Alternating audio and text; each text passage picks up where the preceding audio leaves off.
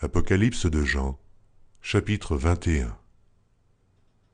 Puis je vis un nouveau ciel et une nouvelle terre, car le premier ciel et la première terre avaient disparu, et la mer n'était plus. Et je vis descendre du ciel, d'auprès de Dieu, la ville sainte, la nouvelle Jérusalem, préparée comme une épouse qui s'est parée pour son époux.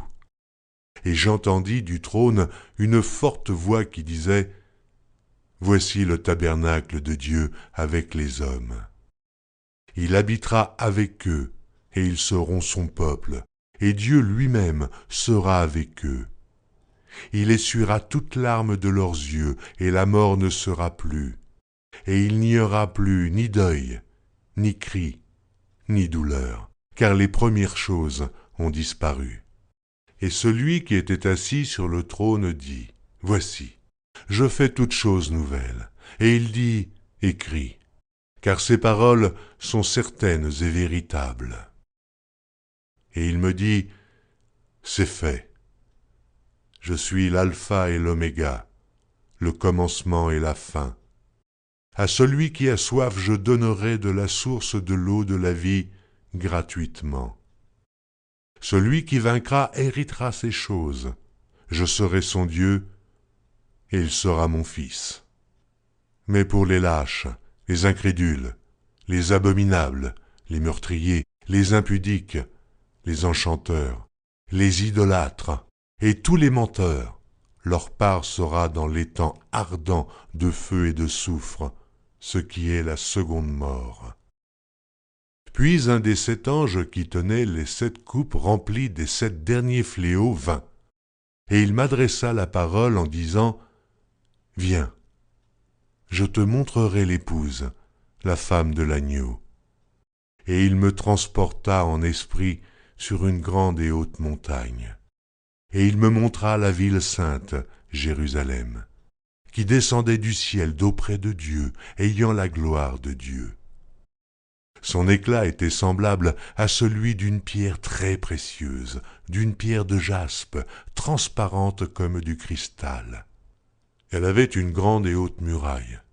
Elle avait 12 portes, et sur les portes 12 anges, et des noms écrits, ceux des 12 tribus des fils d'Israël.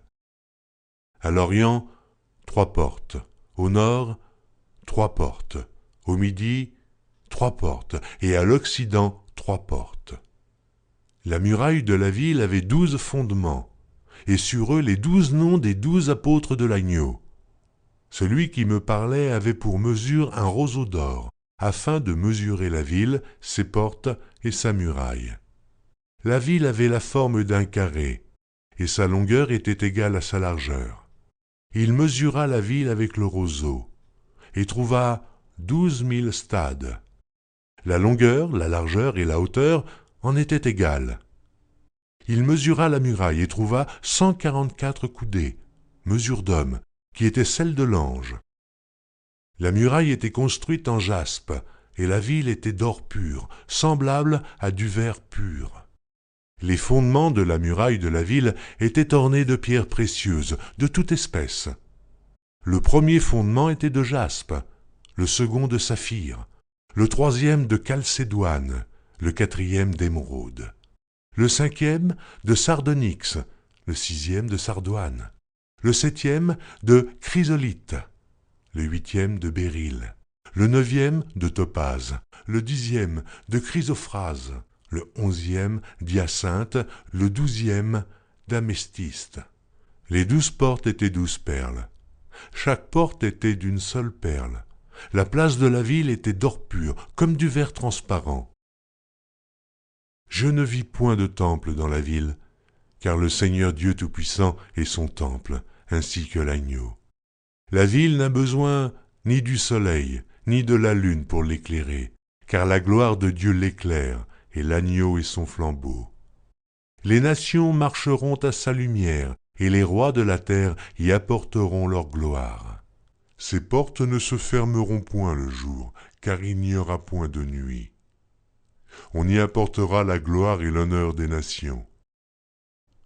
Il n'entrera chez elle rien de souillé, ni personne qui se livre à l'abomination et au mensonge. Il n'entrera que ceux qui sont écrits dans le livre de vie de l'agneau.